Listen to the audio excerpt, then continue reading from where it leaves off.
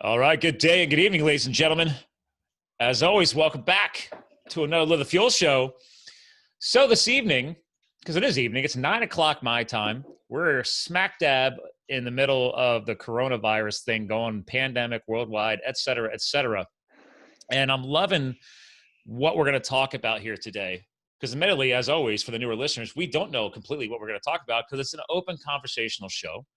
I'm a Gen Xer. I try and give back to our fellow Gen X population, but also the millennials and beyond. Because what's the point of acquiring all this knowledge if you aren't passing it on? A little tip for wisdom. But quick shout out. Got to give a shout out to Trey Downs of Your Superior Self podcast. He actually got this gentleman and I connected. And because he knows that I geek out about flow and mindset and psychology since I've studied it, and many other things. But anyway, let me give you a quick background on this gentleman who's joining us. He's the co-founder and COO of Flow Research Collective, and they got applied neuroscience at King's College London and BA Hons in philosophy from Trinity College Dublin. So again, guys, education is power right here, and they're going to bring a lot to us tonight because they care a lot about, well, I don't know, fighting and building things up. And I'll tell you right now, if you can find your flow state, you're going to be able to build things a lot faster. I've learned that over the past probably 3 to 4 years now. So without further ado, I got Rian, Dorris, sir. Welcome to the show. Thank you, man. I appreciate it. Great to be here. Yeah, I'm still envious of that mic quality. It's so smooth. You are not the first one for mic envy. It's okay. And honestly, I got to give a shout out to John, my audio engineer from almost 4 years ago. Quick fun story on that. We had 3 different mics. We set them up. I had no idea what we were doing, and he's like in this office. I didn't have all these monitors and all the lighting back then. You know, with time things grow. And we recorded on this one. And we played it back. He's like, "Oh, that's the winner." And I said, "Why?" And he goes, "You know, you kind of sound like a blend between Barry Manilow and the shock jock himself from satellite radio, Howard Stern." And I said, I guess that's a win. I was like, "You're the engineer, you tell me." He's like, "Yes, that's a win. You sound good. Let's go." So yeah, man, you got the radio voice for sure. Well, and again, like anything else, it's gotten better. I do get a lot of compliments now, so thank you. I appreciate it. But man, just like anything else, when you're new at it, you go back and listen to those shows and you're like, yeah, you could definitely tell there's some rookie going on in there. So how about you? How many podcasts you been on? I know how it goes. That's, God, I don't know at this point. Yeah, I'm not sure. Let's count. 20, okay. 30, something like that, maybe. There you go. I've been on at least 20 to 30 other shows. And then obviously we've aired well over 320 shows now. So wow. And I still have there's already 20 other ones already recorded. That's how busy I've been. Everybody now has availability in their schedule. Yeah, right. Exactly. Kind of podcasting dream at the moment. Yes. So hey, there you go, listeners. If you happen to be interested in getting a podcast going, you might be able to secure people easier right now. So you got to find the silver lining in things. And that's something I've learned over the years. So let's just dive right in. And obviously, we were joking around about internet performance. If I start hearing a lag from you, then I'll just say, "Hey, man, why don't we just kill video? Because I can always screen share and show off your stuff anyway." Perfect. Let's do that. Because you're hitting me from across the continent, from the Bay Area, right? Yeah. I'm normally based in Venice Beach.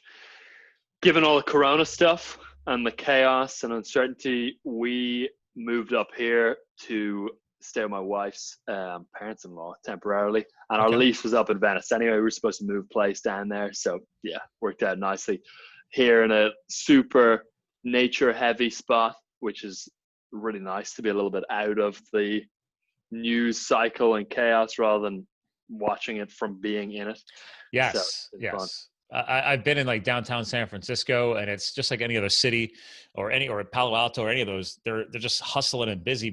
And then again, over the years, I just realized I do love being closer to the outdoors, something more nature picturesque. So it's nice to be on the sidelines, especially with something like this that's going on. You could almost feel it in the air a little bit in Venice, the stress of and weighted the whole thing. So yeah, Well, it's yeah, been let's nice. let's talk about that. Let's talk about stress. Let's talk about mindset. And what are your thoughts on this, since you guys geek out a little bit around the whole neuroscience market? Sure. Around how to reduce stress within a situation like this, Oh, I'm just saying in or general. I mean, you guys have clients, right? And you have coaches Mhm. working with those clients, and you're the guy obviously growing the company. But do you find this is coming up more right now? I think so. I mean, we talk about this idea called the high flow advantage. Okay. So flow state, just to define the term, because I'm sure we'll use it throughout the episode, a flow state is something everyone's experienced. It's that state of being totally and utterly immersed in whatever it is that you're doing, where you become one with the task at hand, time dilates, so hours go by in what feels like minutes, and throughout performance goes through the roof. A lot of people talk about it as being in the zone. And at the Flow Research Collective, we research that state in partnership with other universities, and then we train that state with our clients. And the high flow advantage is the idea that at the exact same time that it's becoming harder than ever to get into flow because of distractions, increased levels of stress, burnout, overwhelm in the workplace. So it's harder than ever to get into flow, but simultaneously at the exact same time, it is more important than ever and more advantageous than ever to get into flow, because the big complex problems that we're faced with today in the 21st century require that deep ability to focus and hone in on something for a long, uninterrupted period of time to really make moves. So we see more and more that people are finding it more and more difficult to focus, yet it is more and more of a necessity. Well, so let's dive deeper into that. I love talking about this subject. I've had all different kinds of, we'll call them flow influencers, I guess, because everybody's got their own style or impact on it. And I mean, a couple of years ago, I even had on an electrical engineer who Okay. literally can relate flow state to electrical flow currents, and he loves making that connection for people. And he actually put out a book about that, and I thought it was actually pretty genius. So Interesting. yeah, Check right. I that mean, out. Yeah. I'll have to Super find him. interesting, man. It's I was like, because I actually studied microelectronics technology when I was back in high school as a techie, and then I was going to probably go the electrical engineer route when I went to Penn State, and then stuck in the regular engineering world. Then I'd go into the business world. But anyway, the point was, I was like, oh, I totally get where you're going with this. And then I read his book, and I was Mm-hmm. like, oh, I get you. So it's funny because he refers to it the same way. It's like, we have these synaptic pathways, we have this energy. People don't realize that we're literally a walking power plant. Mm-hmm. And is this some of the topics you guys get into with your research?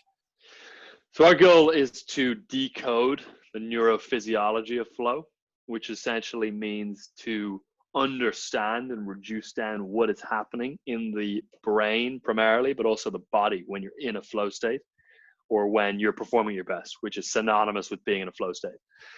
So we are attempting to essentially understand all of the different physiological or neurophysiological correlates to a flow state. So when someone's in that state, that they can feel experientially what's actually happening to their physiology, their heart rate variability signature, what kind of neurochemistry is circulating at that point in time. Are there other measures like core body temperature?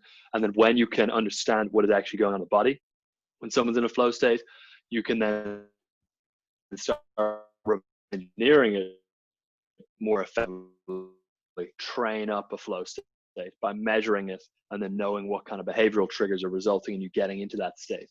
So when we can advance the science and figure out what flow actually is, again, neurophysiologically, then we can get much more effective at training flow so that people can access that state much more consistently and repeatedly and reliably ultimately. That's interesting. So, and you had a little bit of that electronic delay, but I was intrigued because you actually mentioned how you guys measure it. So how do you measure this? Is it performance related? And what kind of data are you acquiring on that? Yeah, it's a great question.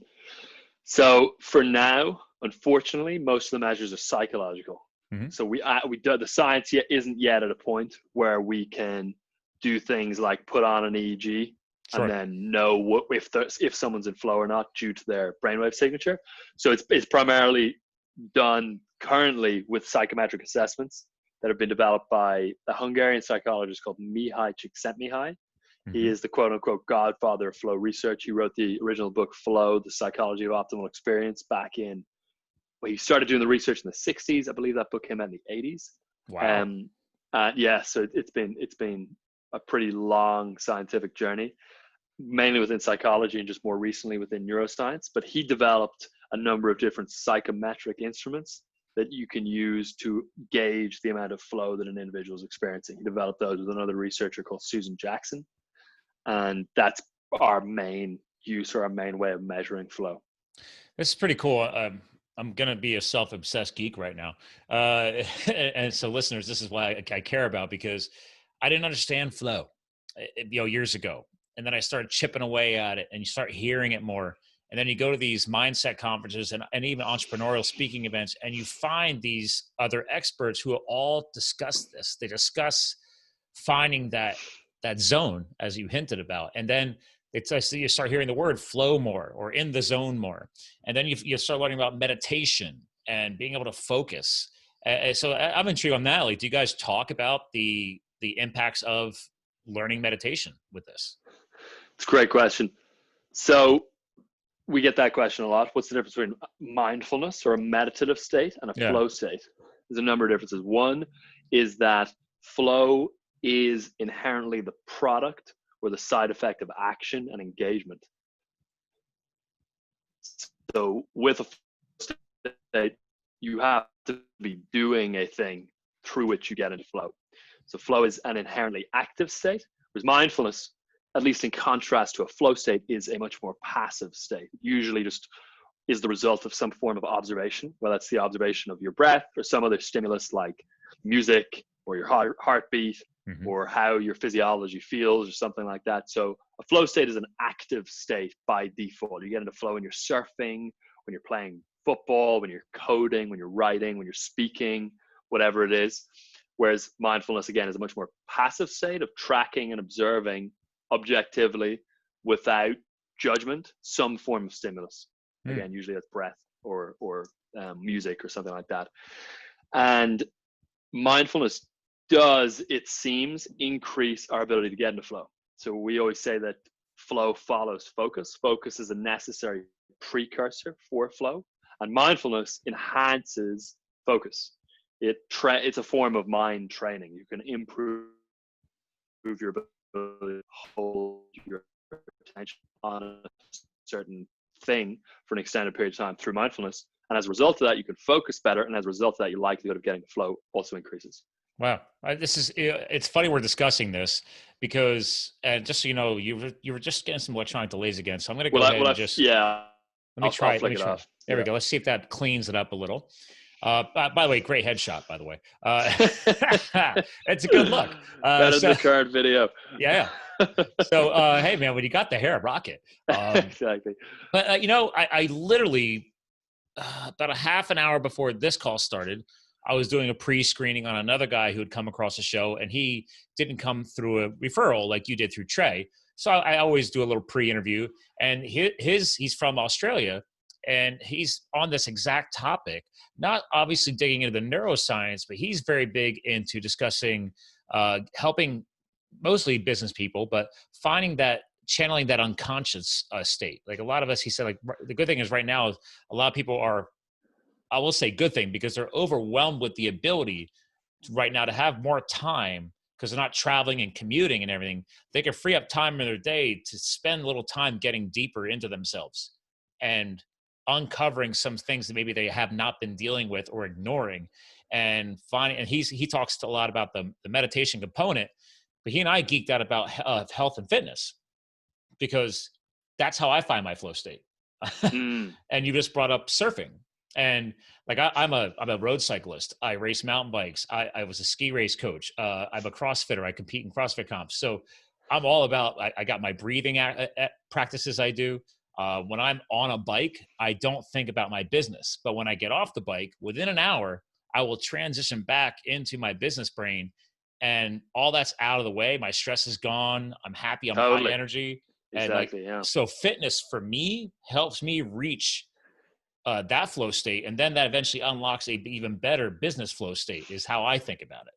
Is that something along the lines what you guys talk to? That's a great observation, I think. That's interesting. So we, again, another one of the adages or common phrases we use is the more flow you get, the more flow you get. And we teach our clients to have what we call a primary and a secondary flow activity. So usually, at least with our clients, again, like yourself, they're entrepreneurs or they're executives, or they want to get into flow doing the thing they spend the most time in their life doing, which usually is work of some form, whether it's running the business or managing their team or whatever it is.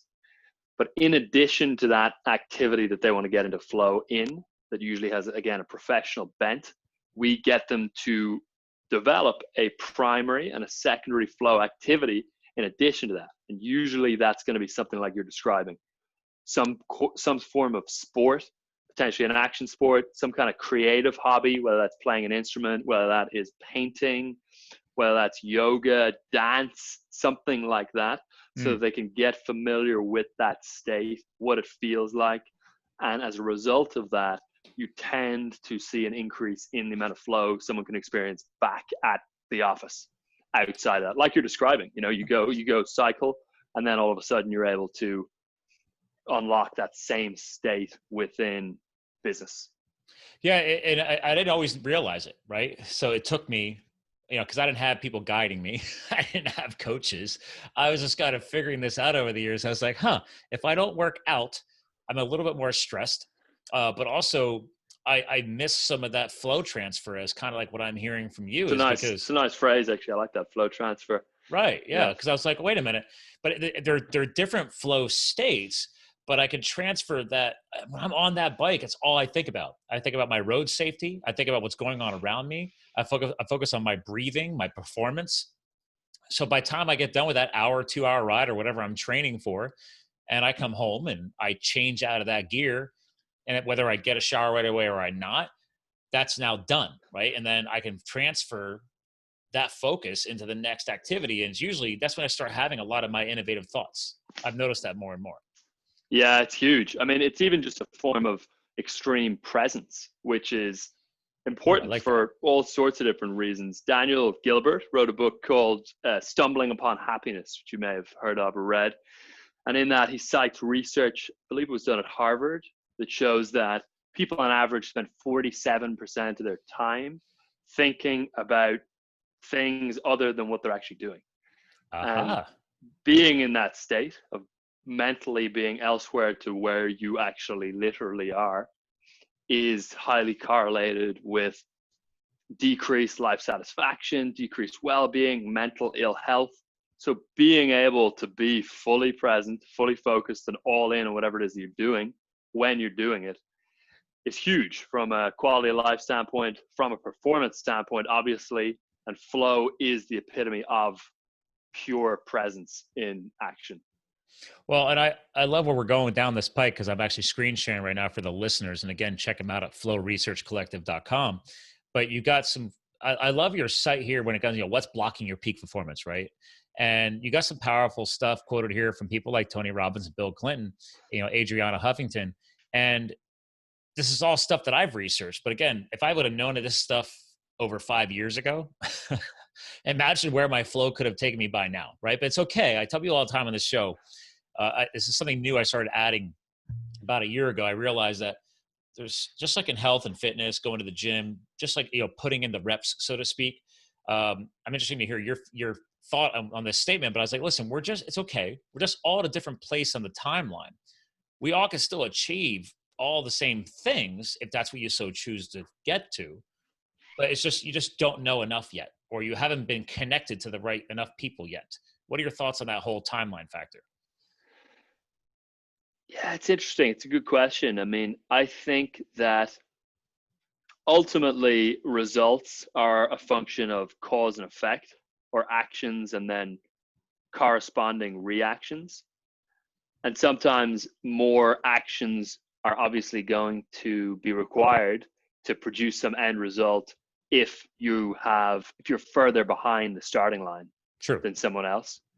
And so ultimately, I think it is often, at least this is, relevant to people who have basic first world luxuries like internet and education and Wi-Fi. I don't want to necessarily speak to, folks who are struggling to get their very basic needs met, because it can sound a little contrived and rich. But for folks who have the basics locked in, but maybe don't have quite the experience they feel they need to produce a certain result or get to a certain place, or they don't feel like they've got the confidence or the knowledge or the network or whatever it is, it usually is just a result, or the necessity is just to take more actions over a longer period of time to get to that same result that anyone else could get to if they're further along. That I completely agree with. I mean, again, going back to if I would have known 5 years ago what I know today, if I would have connected with the people that I have now obviously connected with since, increased that circle of influence, learning these best practices, learning these, I used to call them tricks of the trade, right? But it's like, it isn't tricks, it's actual science. So that's why I love the big key word here. And what we're discussing today is neuroscience. Like, this is actual things that we need to study and research. And pardon the term, I actually am intrigued to see if you guys like the word hack or not, because that word's been blown up like crazy for the past couple of years with people like Dave Asprey and everybody else. So what are your thoughts on the word hack? Yeah, it's a good question as well. I go back and forth on it. In certain respects, I like the idea of hacking. Usually the way people refer to it is to sort of short circuit a process and get around a process that would normally take a longer period of time or that would normally be inaccessible. So a biohack is a way of doing something to your physiology that shortcuts or short circuits the journey from point A to point B, whether that's getting a good night's sleep in less time or getting a workout in less time or whatever it is.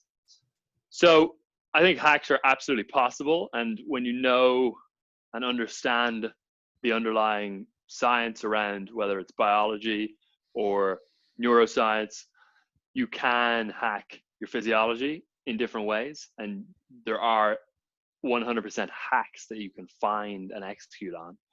But I think it's good to not adopt a mindset around constantly trying to, seek hacks or shortcuts or more indirect or more rapid paths to the end result. Ideally, you have the long-term vision and patience and fortitude required to trod the difficult path, but you're also obviously, just from a tactical standpoint, trying to identify hacks along the way to speed things up. So I think so long as you don't have a hacker's mindset in that respect, then yeah, I'm all for them. I can definitely attest to that. When individuals, and I've observed it because I've done my own kind of N1 experimentation, and I did fall into that hack utilization, but it's a deep hole that you could fall into, right? You could get to that point where you love now hacking so much, it's all you care about. And then you're moving on to the next hack. And it's like, well, did you really, great. If you haven't learned anything is my concern on that too, because sometimes people are looking for the shortcut on everything. And that's one of the side effects I've seen. We see it a little bit with flow as well in the world of our work, where flow is such an effortless, enjoyable, pleasant experience. It literally feels flowy. Time dilates, as we've been talking about. Everything feels easy and effortless and fluid. And a lot of people over time feel like they can't do their best work, or they can't execute, or they can't get the things they know they've got to get done unless they're in that state of flow that's totally effortless and fluid and enjoyable. And that's a massive problem. We always say that getting into flow in the first place takes work. It takes discipline. You got to show up. You got to get into the activity that you're trying to get into flow in. You got to apply and deploy all of the flow hacking protocols. And then after some grind and some push and some effortful focus, you will get into that effortless state of flow. But if you're relying on it and banking on it, you're in trouble. And we call those folks, Stephen and Jamie Wheel did a great job of laying out their thinking around those folks in Stealing Fire. They call them bliss junkies. Oh yeah, definitely. I've read that book. Actually, yeah. I got a screen share again because I'm in that part of your site.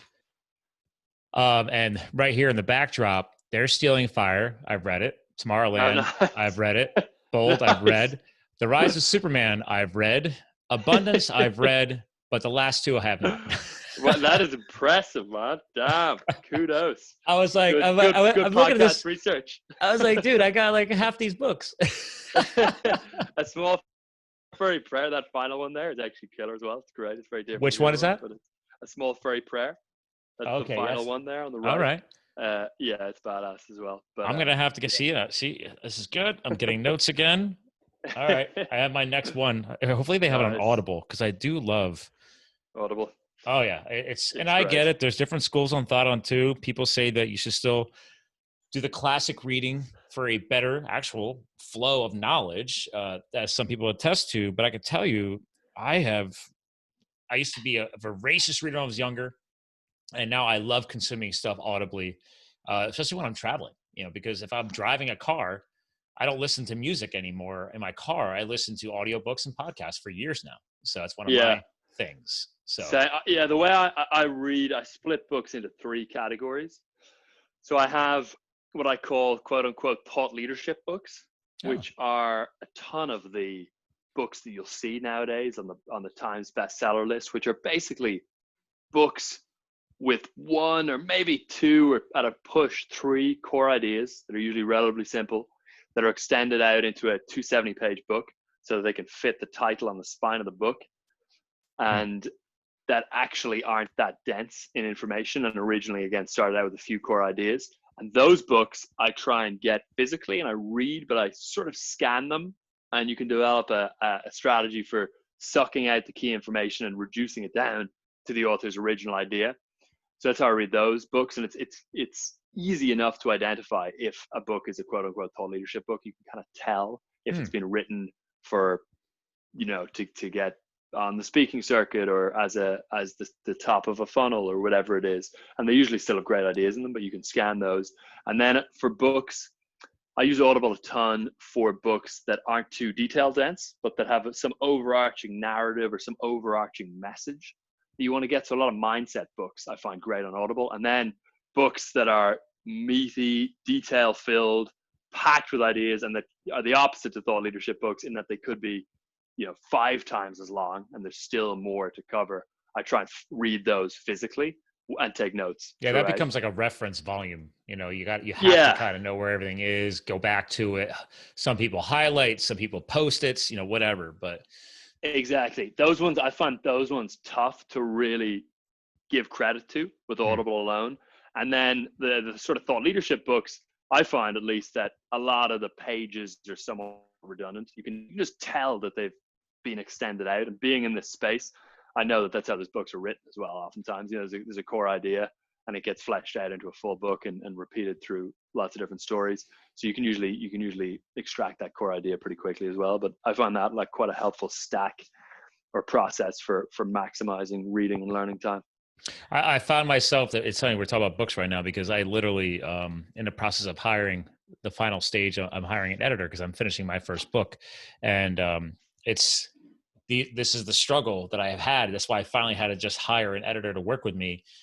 She was on my podcast years ago, and she's worked with a lot of other authors, so I'm excited to have her. But she's good at calling me on my shit. So I was like, "Yep, you're hired." And nice, because you need people like that in your life. That's probably what people come to you for your team for, right? Because actually, I just got to stop screen sharing, but actually, at the bottom of that page below the shot of the books, it's some of your bullet points here in a 0 to dangerous. For example, you're making huge sacrifices with your health, family, and personal relationships. Not a good sign. You might need some guidance. I had to tie this all together right there real quick, because a lot of us make those excuses.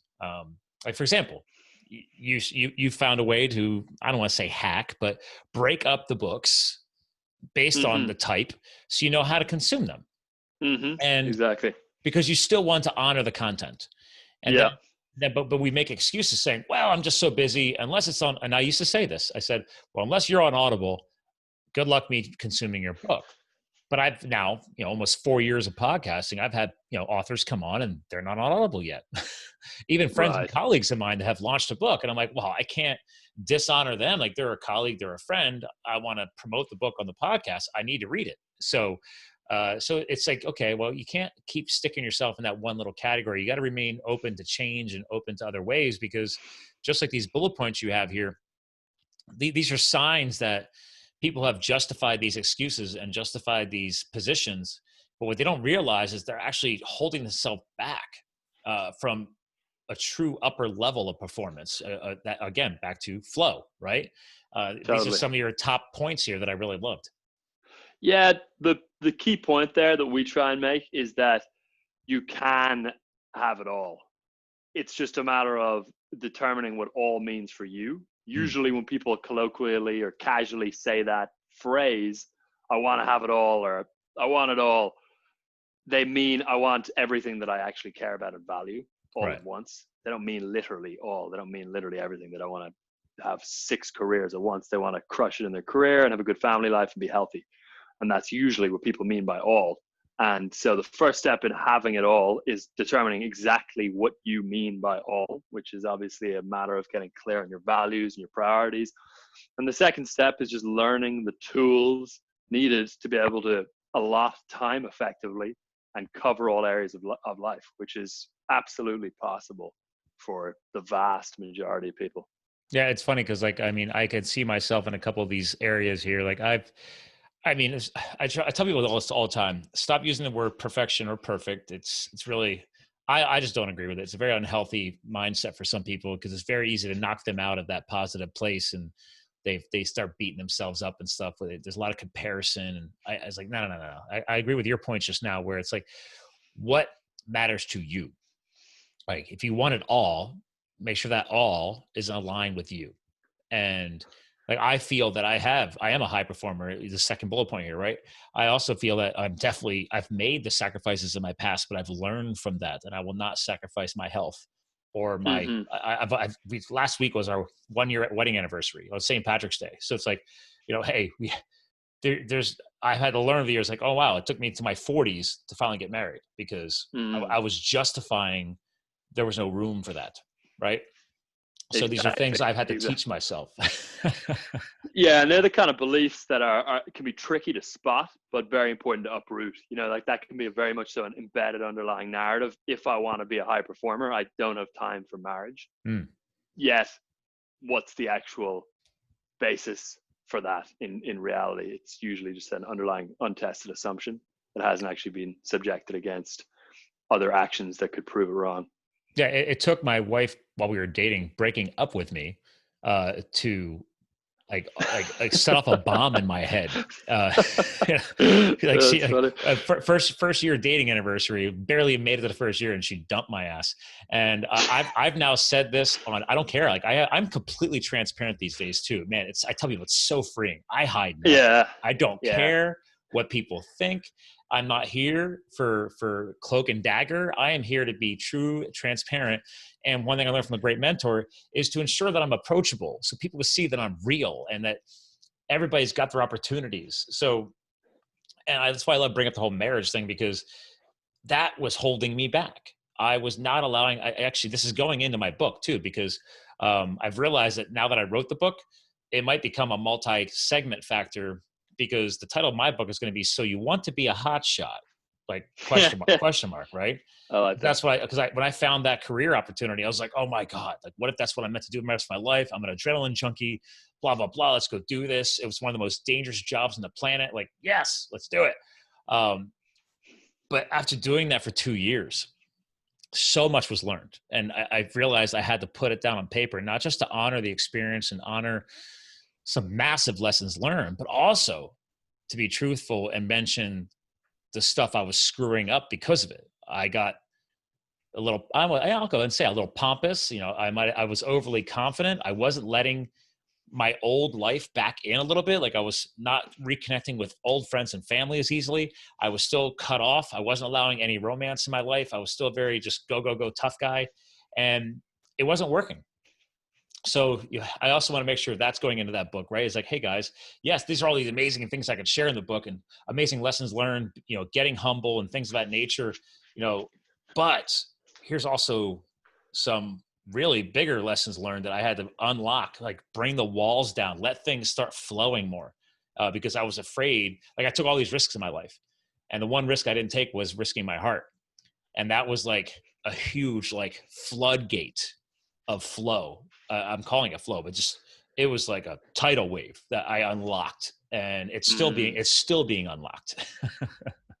Yeah, man. I mean, vulnerability and there it is. Kind of radical transparency is interesting in that people value it enormously. Oftentimes, people will totally forgive you for doing something that they would consider very negative if you were trying to hide it, if you're transparent about that negative thing. There's a great book by Ken Wilber. It's kind of a philosopher and a thinker. And he's got a book called Grace and Grit. And in it, it's one of the most immense, dramatic examples of just radical vulnerability and transparency. He goes into some horrific things, like the fact that even though he's a spiritual teacher and spiritual philosopher, he physically assaulted his partner, and he just opens all the cans of all the worms and is totally honest about everything. Wow. And at the end of the book, the sentiment you're left with is actually immense respect to him and for him because of the transparency, even though you're reading about all these horrific things that he's done. That sounds pretty powerful. I just wrote that down. You gave me 2 books now. I mean, I've got a very large virtual library in Audible, and then this library behind me changes all the time because as I'm cycling stuff in, I'm also a bit of a minimalist. I don't like having too much stuff, but thanks to this podcast and thanks to some great fans, people be like, oh man, I can't wait to check out that book. And I'll be like, oh, I have it. I've already read it. Here, I'll just mail it to you, you know? Oh, cool. So it's like, why hold on to it? Let somebody else learn from it. So, and there's some power in that too. I mean, we're going to come towards the end of the show. You're got about 10 minutes to respect your time here, but like, this could be a bigger nut to to crack open. But do you guys find through your training and education from your coaches and such that people's flow capability are dammed up because they're afraid to let things go and keep things too close to the vest, so to speak? Is there some emotional psychology tied into that? That's interesting. So there are 22 flow triggers. These are preconditions that need to be in place in order for one to be able to get into a flow state. And there are different categories of triggers. So there are psychological triggers, there's environmental triggers, there are group triggers that trigger group flow states between people. I'm sure you've experienced that on podcasts or in bigger groups. And there are creative triggers, but one of the environmental triggers is risk. Risk is a very potent flow trigger. And that's why you see a lot of flow in a lot of action adventure sports, because they're high in risk. Risk drives you into flow. Evolutionarily, we are wired when we're faced with a risk to instantly drop in to optimal performance or flow. I can tell you, firefighting. Yeah, that was. There you go. Dude, exactly. That was 16 hours a day for 2 weeks straight. If you're assigned to a fire front, actually on a live fire, you were only allowed to work 14 days straight because of the burnout factor. But you were doing it 16 hours a day, so technically, you're still getting a little burned out. Mentally and physically. That's a great example. As I was saying before we went live, I have a good friend who also was a client of ours, actually up here in the Bay Area, who described the fact that when the bell would ring in the fire station, boom, he would drop into that state and be in that state pretty much till getting home, and sometimes even still be wired or high from the flow state even after finishing work. And so risk in that is very high or potent flow trigger. And to answer your question, I think that if there are concerns about taking risk that are really limiting people, then potentially also they're limiting themselves from flow. That's not to say that necessarily you have to go and take drastic or reckless risks to get into flow. But with respect to that question, sometimes playing it safe is going to limit the degree to which you can get into flow. Another good example is actually just startups and entrepreneurship. Oh, yes. Entrepreneurship inherently has risk in it, and inherently it also tends to produce a lot of flow. You know, you see much more flow within startups who've just gone through their first round of funding versus a massive Goliath corporate that can't go bankrupt because of the risk factor. You know what else I've seen also is that through a lot of successful entrepreneurs I've met that become, pretty mainstream influencers, the other things I find is that when you're talking to the experienced ones, they're not talking about their successes. They're talking about the losses and what they learned, because that's what's made them better and stronger too, is that, you know, they can make a mistake and maybe that one startup crashed and burned, but what are the lessons that they're going to take into the next project, to the next company? Because it gets easier because you've embraced that pain, or that pain threshold, we'll call it, right? Your pain threshold gets better. It gets easier, just like in sports, just like in firefighting. Like, the more you do it and the more you learn along the way, the easier it gets. Right, exactly. Your capacity expands and you can return to a new normal or a new baseline. For sure. Yeah, it's huge, I think. So is that some things that, obviously, with you guys and your training protocols and the research you're doing, you're trying to help people understand that, but also then, again, I hate to use the word hack, but obviously optimize their process to get faster on that timeline, to get to the next stage? Yeah, generally we're trying to help people expand their capacity. So increase the amount that they are able to do, and decrease the time they're able to do it in, and increase the quality and the speed at which they're able to do it, so that they can be more and do more and serve more. And the way that we do that are applying neuroscience backed peak performance tools and protocols to help people access flow more consistently, recover more effectively, minimize and proof against things like burnout, sleep better, manage one's physiology better, et cetera, et cetera. All right, so I got to ask you feedback then. The tagline on this show is "We fuel your health, business, and lifestyle." I put health first for a reason, and I think I'm hearing that you might agree with me. Yeah, for sure. I mean, it's huge. There's a great article in Harvard Business Review by Tony Schwartz and Jim Lohr called "The Corporate Athlete," and they talk about this idea of primary and secondary competencies. And a secondary competency is health or energy or ability to focus or mindfulness or even ability to get into flow.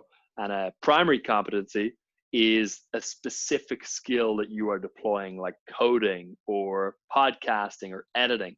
And if you do not have those secondary competencies locked in, the ability to regulate your energy, the ability to manage your health, the ability to sleep effectively and recover effectively, you are going to cap your potential and your performance within the primary competencies, like coding or speaking or whatever the specific thing you do is. You're going to limit that if you don't take care of those secondary competencies, like, again, health, energy, focus, flow, sleep, etc.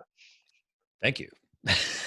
And you could totally tell you guys are near the Bay Area, near Silicon Valley, because you said coding a few times. I'm like, yep, you are right in that sector. There's so much technology going on there, so much innovation.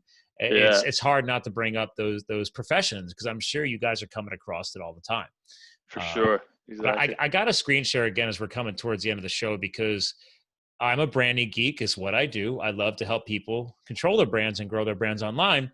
But one thing that stood out to me was this little red button under the training page. It was brace yourself for a high octane intervention.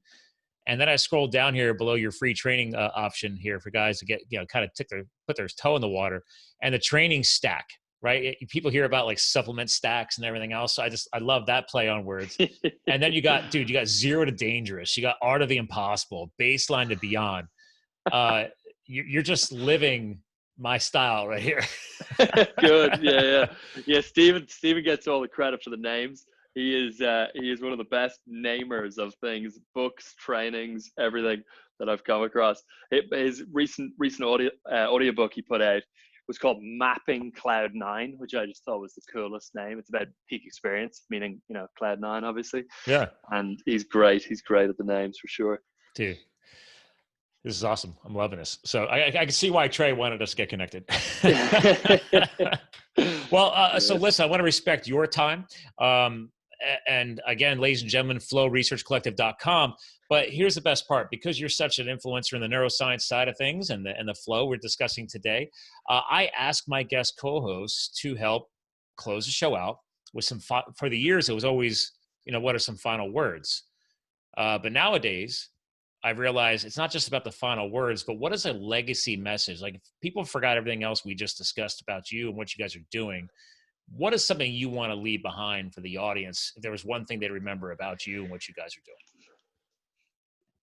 This is more relevant to the times we find ourselves in with respect to Corona and the adversity people are facing, rather than our work directly, although there are interrelations between peak performance and flow and stoicism. But I'm a huge fan of Stoic philosophy. I think it's an incredible, as Tim Ferriss calls it, operating system for life and decision making. And there's a quote that is potentially relevant to a lot of people right now, which is that what obstructs the path becomes the path, which I've always found incredibly helpful to remember. Another way to put it that Ryan Holiday used for one of the titles of his books is "The Obstacle is the Way." In other words, what it is that we're facing is the thing that we're supposed to be facing. So it's just a matter of learning how to perceive it as positively as possible and then do our absolute best in the face of it.